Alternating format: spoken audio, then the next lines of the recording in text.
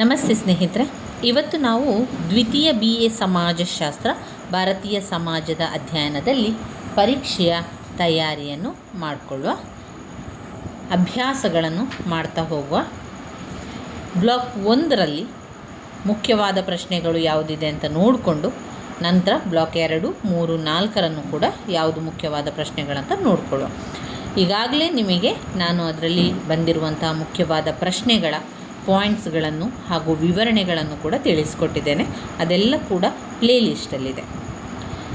ನಾವು ಪರೀಕ್ಷೆಗೆ ಓದಬೇಕಾದ್ರೆ ಬ್ಲಾಕ್ 1ರಿಂದ 2ರಿಂದ 3ರಿಂದ 4ರಿಂದ 4 ಬ್ಲಾಕಿನಿಂದಲೂ ಕೂಡ ಪ್ರಶ್ನೆಗಳನ್ನು ಆಯ್ಕೆ ಮಾಡಿ ಓದ್ಕೊಳ್ಬೇಕು. ಯಾಕಂದರೆ ಅವರು 4 ಬ್ಲಾಕಿನಿಂದ ಪ್ರಶ್ನೆಗಳನ್ನು ಆಯ್ಕೆ ಮಾಡಿ ಕೊಡೋದ್ರಿಂದ ನಾವು 4 ಬ್ಲಾಕಿನಿಂದಲೂ ಕೂಡ ಪ್ರಶ್ನೆಗಳನ್ನು ಆಯ್ಕೆ ಮಾಡಿಕೊಂಡು ಓದ್ಕೊಳ್ಬೇಕು. ಯಾವ ರೀತಿ ಆಯ್ಕೆ ಮಾಡಿಕೊಳ್ಳುವಂಥದ್ದು ಅಂತ ಹೇಳಿದರೆ, ಬ್ಲಾಕ್ 1ರಿಂದ 2 15 ಅಂಕದ ಪ್ರಶ್ನೆ, 2 10 ಅಂಕದ ಪ್ರಶ್ನೆ, 2 5 ಅಂಕದ ಪ್ರಶ್ನೆಯನ್ನು ಆಯ್ಕೆ ಮಾಡಿಕೊಂಡು ಓದ್ಕೊಳ್ಬೇಕು. ಅದರಿಂದಲೂ ಮೊದಲು ನೀವು ಮಾಡಬೇಕಾಗಿರುವಂಥದ್ದು ಹಳೆಯ ಪ್ರಶ್ನೆ ಪತ್ರಿಕೆಗಳನ್ನು ನೋಡಿಕೊಂಡು ಈ ರೀತಿಯಾಗಿ ಗುರುತನ್ನು ಹಾಕ್ಕೊಳ್ಳಿ. ಯಾವ ಪ್ರಶ್ನೆ ಎಷ್ಟು ಸಲ ಬಂದಿದೆ, ಹಾಗೆಯೇ ಯಾವುದು 15 ಅಂಕದ ಪ್ರಶ್ನೆ, 5 ಅಂಕದ ಪ್ರಶ್ನೆ ಎಲ್ಲವನ್ನು ಕೂಡ ಇದೇ ರೀತಿಯಲ್ಲಿ ಗುರುತನ್ನು ಹಾಕ್ಕೊಳ್ಳಿ. ನಂತರ ಒಂದು ಬ್ಲಾಕ್ 1ರಿಂದ 2 15 ಅಂಕದ ಪ್ರಶ್ನೆ, 2 10 ಅಂಕದ ಪ್ರಶ್ನೆ, 2 5 ಅಂಕದ ಪ್ರಶ್ನೆ ಅಂತ ಆಯ್ಕೆ ಮಾಡಿಕೊಂಡು ಅದನ್ನು ಮೊದಲಿಗೆ ಓದ್ಕೊಳ್ಳಿ. 5 ಅಂಕದ ಪ್ರಶ್ನೆ ಆದರೆ ನಾವು 1ರಿಂದ 1.5 ಪುಟದಷ್ಟು ಉತ್ತರವನ್ನು ಬರೀಬೇಕಾಗ್ತದೆ. 10 ಅಂಕದ ಪ್ರಶ್ನೆ ಅಂತ ಬಂದಾಗ ನಾವು 3ರಿಂದ 4 ಪುಟದಷ್ಟು ಉತ್ತರ, ಹಾಗೆ 15 ಅಂಕದ ಪ್ರಶ್ನೆಗಳು ಬಂದಾಗ 4ರಿಂದ 5 ಪುಟದಷ್ಟು ಉತ್ತರವನ್ನು ಬರೀಬೇಕು. ಯಾವುದೇ ಒಂದು ನಿಯಮದಲ್ಲಿ ಅವರು ಇಷ್ಟೇ ಪುಟವನ್ನು ಉತ್ತರ ಬರೀಬೇಕು ಅಂತ ಯಾವುದೇ ನಿಯಮ ಇಲ್ಲ. ನೀವು ಅದನ್ನು ಕನ್ಫ್ಯೂಸ್ ಮಾಡಿಕೊಳ್ಬೇಡಿ. ಇಷ್ಟು ಪುಟವನ್ನು ಬರೀಬೇಕು, ಇಂತಿಷ್ಟೇ ಪುಟ ಆಗಬೇಕು, ಉತ್ತರಗಳು ಇಷ್ಟು ಬೇಕು ಅಂತ ಯಾವುದೇ ನಿಯಮದಲ್ಲಿ ಕೂಡ ಅವರು ಹಾಕಲಿಲ್ಲ.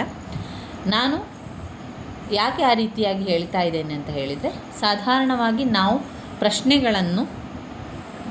ಪ್ರಶ್ನೆಗಳಿಗೆ ಉತ್ತರವನ್ನು ಬರೀಬೇಕಾದ್ರೆ ಆ ಪಾಯಿಂಟ್ಸ್ಗಳನ್ನು ನೋಡಿಕೊಂಡು, ಈಗ 5 ಅಂಕದ ಪ್ರಶ್ನೆಗೆ ಒಂದು 6ರಿಂದ 7 ಪಾಯಿಂಟ್ಸ್ಗಳಿದ್ದರೆ ನಿಮಗೆ ಒಳ್ಳೆಯ ಅಂಕಗಳು ಸಿಗಲಿಕ್ಕೆ ಸಹಾಯ ಆಗ್ತದೆ. 10 ಅಂಕದ ಪ್ರಶ್ನೆ ಅಂತಾದಾಗ ನೀವು ಪಾಯಿಂಟ್ಸ್ ಬರಿತಾ ಇದ್ದೀರಿ ಅಂತಾದರೆ 10 ಪಾಯಿಂಟ್ಸ್ಗಿಂತ ಹೆಚ್ಚಿನ ಪಾಯಿಂಟ್ಸ್ ನಿಮ್ಮ ಉತ್ತರದಲ್ಲಿದ್ದರೆ ನಿಮಗೆ ಒಳ್ಳೆಯ ಅಂಕಗಳು ಸಿಗುವಂಥದ್ದು.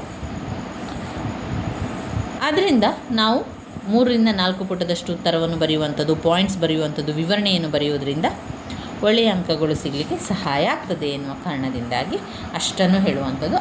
ಅಷ್ಟು ಪುಟವನ್ನು ಬರಿಬೇಕು ಅಂತ ಹೆಚ್ಚು ಕಡಿಮೆ ಮಾಡ್ಕೊಳ್ಬೋದು. ಹೆಚ್ಚು ಕೂಡ ಬರಿಬೋದು, ಕಡಿಮೆ ಕೂಡ ಬರ್ಕೊಳ್ಬೋದು. ನೀವು ನಿಮ್ಮ ಸಮಯವನ್ನು ಹೊಂದಿಸಿಕೊಂಡು ನೀವು ಪುಟಗಳನ್ನು ಹೆಚ್ಚು ಮಾಡ್ಕೊಳ್ಬೋದು. ಅಂದರೆ ಪರೀಕ್ಷೆಗೆ 3 ಗಂಟೆಗಳ ಕಾಲಾವಕಾಶ ಇರುವಂಥದ್ದು. ಆ 3 ಗಂಟೆಯ ಒಳಗಾಗಿ ನಾವು 5 ಅಂಕದ ಪ್ರಶ್ನೆ, 10 ಅಂಕದ ಪ್ರಶ್ನೆ, 15 ಅಂಕದ ಪ್ರಶ್ನೆಗಳನ್ನು ಬರಿಬೇಕಾಗಿರೋದ್ರಿಂದ 3 ಗಂಟೆಯ ಒಳಗೆ ಬರೆದು ಮುಗಿಬೇಕು. ಆದ್ದರಿಂದ ನಾವೇನು ಮಾಡಬೇಕು, ಆ ಸಮಯವನ್ನು ಹೊಂದಿಸಿಕೊಂಡು ನಂತರ ಆ ಉತ್ತರವನ್ನು ಬರಿತಾ ಹೋಗಬೇಕು. ಇಲ್ಲಿ ನೀವು ಹಳೆಯ ಪ್ರಶ್ನೆ ಪತ್ರಿಕೆಗಳನ್ನು ಒಮ್ಮೆ ನೋಡುವ. ಈಗಾಗಲೇ ನೀವು ಒಮ್ಮೆ ನೋಡಿದ್ದೀರಿ ಈ ಹಳೆಯ ಪ್ರಶ್ನೆ ಪತ್ರಿಕೆ. ಮತ್ತೊಮ್ಮೆ ಹಳೆಯ ಪ್ರಶ್ನೆ ಪತ್ರಿಕೆಯನ್ನು ನೋಡಿಕೊಳ್ಳುವ. ಇದು 2023ರ ಹಳೆಯ ಪ್ರಶ್ನೆ ಪತ್ರಿಕೆ, ದ್ವಿತೀಯ BA ಸಮಾಜಶಾಸ್ತ್ರ. ಇದರಲ್ಲಿ ಬಂದಿರುವಂಥ ಪ್ರಶ್ನೆಗಳನ್ನು ನೋಡ್ಕೊಳ್ಳಿ. ವಿಭಾಗ ಎಯಲ್ಲಿ 5 ಅಂಕಕ್ಕೆ ಬಂದಿರುವಂಥ ಪ್ರಶ್ನೆ, ಗೃಹಸ್ಥಾಶ್ರಮದ ಕುರಿತು ಟಿಪ್ಪಣಿ ಬರೆಯಿರಿ. ಬಹುಪತಿತ್ವದ ಅರ್ಥವನ್ನು ತಿಳಿಸಿ. ತರವಾಡು ಎಂದರೇನು? ಅಲ್ಪಸಂಖ್ಯಾತರು ಎಂದರೆ ಯಾರು? ಸ್ತ್ರೀವಾದದ ಅರ್ಥವನ್ನು ತಿಳಿಸಿ. ಸಾಮಾಜಿಕ ಶಾಸನಗಳ ಗುರಿಗಳನ್ನು ತಿಳಿಸಿ. ಇನ್ನು ವಿಭಾಗ ಬಿ 10 ಅಂಕದ ಪ್ರಶ್ನೆ, ಅದರಲ್ಲಿ 3 ಪ್ರಶ್ನೆಗೆ ನಾವು ಉತ್ತರವನ್ನು ಬರೀಬೇಕು. ಅವರು 5 ಪ್ರಶ್ನೆಗಳನ್ನು ಕೊಡುತ್ತಾರೆ. ಹಿಂದೂ ವಿವಾಹದಲ್ಲಿನ ಇತ್ತೀಚಿನ ಪ್ರವೃತ್ತಿಯನ್ನು ಪರಿಶೀಲಿಸಿ. ಧರ್ಮ ಮತ್ತು ವಿಜ್ಞಾನದ ನಡುವಿನ ಸಂಬಂಧವನ್ನು ವಿಶ್ಲೇಷಿಸಿ. ಭಾರತದಲ್ಲಿ ಅನುಸೂಚಿತ ಜಾತಿಗಳ ಸಮಸ್ಯೆಗಳನ್ನು ಚರ್ಚಿಸಿ. ಲಿಂಗ ವ್ಯವಸ್ಥೆ ನ್ಯಾಯದ ಪರಿಕಲ್ಪನೆಯನ್ನು ವಿವರಿಸಿ. ಜಾಗತೀಕರಣದ ವಿವಿಧ ಆಯಾಮಗಳನ್ನು ಪರಿಶೀಲಿಸಿ. ಇವುಗಳೆಲ್ಲ ಕೂಡ ಹಳೆಯ ಪ್ರಶ್ನೆ ಪತ್ರಿಕೆಗಳಲ್ಲಿ ರಿಪೀಟಾಗಿ ಕೇಳಿರುವಂತಹ ಪ್ರಶ್ನೆಗಳಾದ್ದರಿಂದ ಇವುಗಳನ್ನೆಲ್ಲವನ್ನು ಕೂಡ ನೀವು ಓದ್ಕೊಳ್ಬೇಕಾಗ್ತದೆ. ತುಂಬಾ ಮುಖ್ಯವಾಗಿರುವಂತಹ ಪ್ರಶ್ನೆಗಳು ಇವೆಲ್ಲವೂ ಕೂಡ. 15 ಅಂಕದ ಪ್ರಶ್ನೆ ಬಂದಿರುವಂಥದ್ದು ವಿಭಾಗ ಸಿಯಲ್ಲಿ ಭಾರತೀಯ ಸಮಾಜದ ಪ್ರಧಾನ ಲಕ್ಷಣಗಳನ್ನು ವಿವರಿಸಿ. ಅವಿಭಕ್ತ ಕುಟುಂಬದ ಕಾರ್ಯಗಳನ್ನು ವಿಶ್ಲೇಷಿಸಿ. ಭಾರತೀಯ ಸಮಾಜದಲ್ಲಿ ಸಾಮಾಜಿಕ ಸುಧಾರಣೆಗಳನ್ನು ತರುವಲ್ಲಿ ಪ್ರಾರ್ಥನಾ ಮತ್ತು ಸತ್ಯಶೋಧಕ ಸಮಾಜದ ಕೊಡುಗೆಗಳನ್ನು ಚರ್ಚಿಸಿ. ಭಾರತೀಯ ಸಮಾಜದಲ್ಲಿ ಸಾಮಾಜಿಕ ಸುಧಾರಣೆಗಳನ್ನು ತರುವಲ್ಲಿ ಪ್ರಾರ್ಥನಾ ಮತ್ತು ಸತ್ಯಶೋಧಕ ಸಮಾಜದ ಕೊಡುಗೆಗಳನ್ನು ಚರ್ಚಿಸಿ.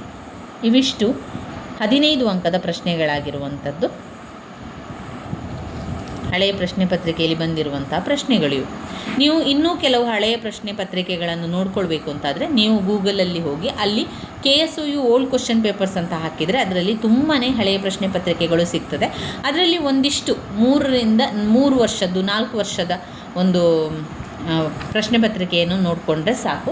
2025ರದ್ದು, 2024ರ ಪ್ರಶ್ನೆ ಪತ್ರಿಕೆ, 2023ರ ಪ್ರಶ್ನೆ ಪತ್ರಿಕೆ, ಈ ರೀತಿಯಾಗಿ ಒಂದು 3 ಪ್ರಶ್ನೆ ಪತ್ರಿಕೆಯನ್ನು ನೋಡಿಕೊಳ್ಳಿ.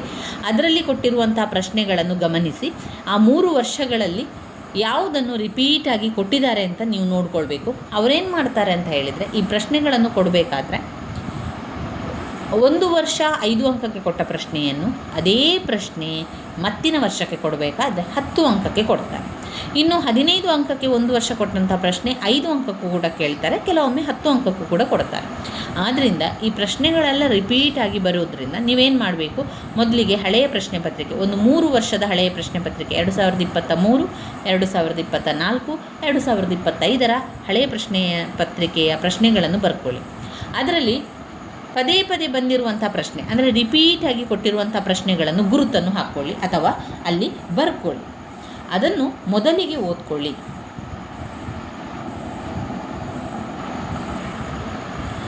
ನೀವು ಮೊದಲಿಗೆ ಓದಬೇಕಾದ್ರೆ 15 ಅಂಕದ ಪ್ರಶ್ನೆಗಳನ್ನು ಮೊದಲಿಗೆ ಕಲಿತು ನಂತರ 10 ಅಂಕದ ಪ್ರಶ್ನೆಯನ್ನು ಕಲಿತ್ಕೊಳ್ಳಿ. ಅದಾದ ನಂತರ 5 ಅಂಕದ ಪ್ರಶ್ನೆಗಳನ್ನು ಓದ್ಕೊಳ್ಬೇಕು. ಯಾಕಂದರೆ ನಮಗೆ 15 ಅಂಕದ ಪ್ರಶ್ನೆ ಹೆಚ್ಚಿರುವುದರಿಂದ ಅಥವಾ ಅದಕ್ಕೆ ಒಳ್ಳೆಯ ಅಂಕಗಳು ಸಿಗುವುದರಿಂದ ನಾವು ಮೊದಲಿಗೆ 15 ಅಂಕದ ಪ್ರಶ್ನೆಯನ್ನು ಓದ್ಕೊಳ್ಬೇಕು. ನಂತರ 10 ಅಂಕದ ಪ್ರಶ್ನೆಗೆ ಬರುವಂಥದ್ದು. ಅಂದರೆ ಎಷ್ಟೋ ಸಲ ನಾವೇನಾಗಿರ್ತದೆ ಅಂದರೆ ನಾವು 15 ಅಂಕಕ್ಕೆ ಅಂತ ಓದ್ಕೊಂಡಿರ್ತೇವೆ, ಅದನ್ನು ಅವರು 10 ಅಂಕಕ್ಕೆ ಕೇಳಿರ್ತಾರೆ. ಅಥವಾ ನಾವು 10 ಅಂಕಕ್ಕೆ ಅಂತ ಓದಿರುವಂತಹ ಪ್ರಶ್ನೆಯನ್ನು ಅವರು 5 ಅಂಕಕ್ಕೂ ಕೂಡ ಕೇಳ್ತಾರೆ. ಅದರಿಂದ ನಾವು ಸಾಧಾರಣವಾಗಿ ಮುಖ್ಯವಾದಂತಹ ಪ್ರಶ್ನೆಗಳು 15 ಅಂಕಕ್ಕೆ ಅಂತ ಗುರುತಿಸಿರುವಂಥ ಪ್ರಶ್ನೆಗಳನ್ನು ಮೊದಲಿಗೆ ಓದ್ಕೊಂಡು ನಂತರ ಎಲ್ಲವನ್ನು ಕೂಡ ಓದ್ತಾ ಹೋದರೆ ಆಯಿತು. ಇದರಲ್ಲಿ ನಾವು ಪಾಠಗಳ ಅಭ್ಯಾಸವನ್ನು ಮಾಡ್ತಾ ಹೋಗುವ, ಎಲ್ಲವನ್ನು ಕೂಡ ನಾವು ಸಂಪೂರ್ಣವಾಗಿ ಕಲಿತಾ ಹೋಗುವ. ಬ್ಲಾಕ್ 1, 2, 3, 4 ಎಲ್ಲವನ್ನು ಕೂಡ ಒಂದು ಪ್ರಶ್ನೆ ಯಾವುದು ಮುಖ್ಯವಾದ ಪ್ರಶ್ನೆಗಳು ಬಂದಿದೆ ಅವುಗಳನ್ನಷ್ಟೇ, ಅವುಗಳ ಪಾಯಿಂಟ್ಸ್ಗಳು, ಅವುಗಳ ವಿವರಣೆ ಅವೆಲ್ಲವನ್ನು ಕೂಡ ನಾವು ಮುಂದಿನ ವಿಡಿಯೋದಲ್ಲಿ ತಿಳಿತಾ ಹೋಗುವ ಸ್ನೇಹಿತರೆ. ನನ್ನ ವೀಡಿಯೋಸ್ ಎಲ್ಲ ನಿಮಗೆ ಇಷ್ಟ ಆಗಿದ್ದರೆ ಲೈಕ್ ಕೊಡಿ, ಶೇರ್ ಮಾಡಿ, ಸಬ್ಸ್ಕ್ರೈಬ್ ಮಾಡಲಿಕ್ಕೆ ಮರಿಬೇಡಿ. ಹಾಗೆಯೇ ನಿಮಗೆ ದ್ವಿತೀಯ BA ವಿದ್ಯಾರ್ಥಿಗಳಿಗೆ ದ್ವಿತೀಯ BA ಸಮಾಜಶಾಸ್ತ್ರ ನಿಮ್ಮ ಪರೀಕ್ಷೆಗಳು ಯಾವಾಗ ಇದೆ ಎನ್ನುವಂಥದ್ದು, ಯಾವ ದಿವಸದಂದು ಪರೀಕ್ಷೆ ಇದೆ ಎನ್ನುವಂಥದ್ದು ಕಮೆಂಟ್ ಮೂಲಕ ತಿಳಿಸಿ. ದ್ವಿತೀಯ BA ವಿದ್ಯಾರ್ಥಿಗಳು ನಿಮ್ಮ ಪರೀಕ್ಷೆಗಳು ಇನ್ನು ಬರುವಂತಹ ಮುಂದಿನ ಪರೀಕ್ಷೆಗಳು ಯಾವ ದಿನಾಂಕದಂದು ಇದೆ ಅಂತ ನನಗೊಂದು ಕಮೆಂಟ್ ಮೂಲಕ ನೀವು ನಿಮ್ಮ ಪರೀಕ್ಷೆಯ ದಿನಾಂಕವನ್ನು ತಿಳಿಸ್ಕೊಡಿ ಸ್ನೇಹಿತರೆ. ಸಾಧ್ಯ ಆದಷ್ಟು ಆ ಪರೀಕ್ಷೆಗೆ ನಾನು ತಯಾರಿಯನ್ನು ಮಾಡಿಕೊಳ್ತೇನೆ. ನೀವು ಯಾವ ಪರೀಕ್ಷೆ ಇದೆ ಅಂತ ಹೇಳಿಕೊಂಡ್ರೆ ನಾನು ಆ ಪರೀಕ್ಷೆಯನ್ನೇ ನಿಮಗೆ ನಾನು ತಯಾರಿಯನ್ನು ಮಾಡಿಸ್ತೇನೆ. ಹಾಗೆ ಅದರ ಪಾಯಿಂಟ್ಸ್ಗಳನ್ನು ಹೆಚ್ಚು ತಿಳಿಸ್ತಾ ಹೋಗ್ತೇನೆ. ಯಾವ ಪರೀಕ್ಷೆಗಳಿದೆ ಅಂತ ನನಗೆ ಒಂದು ಕಮೆಂಟ್ ಮೂಲಕ ತಿಳಿಸಿ. ಧನ್ಯವಾದಗಳು.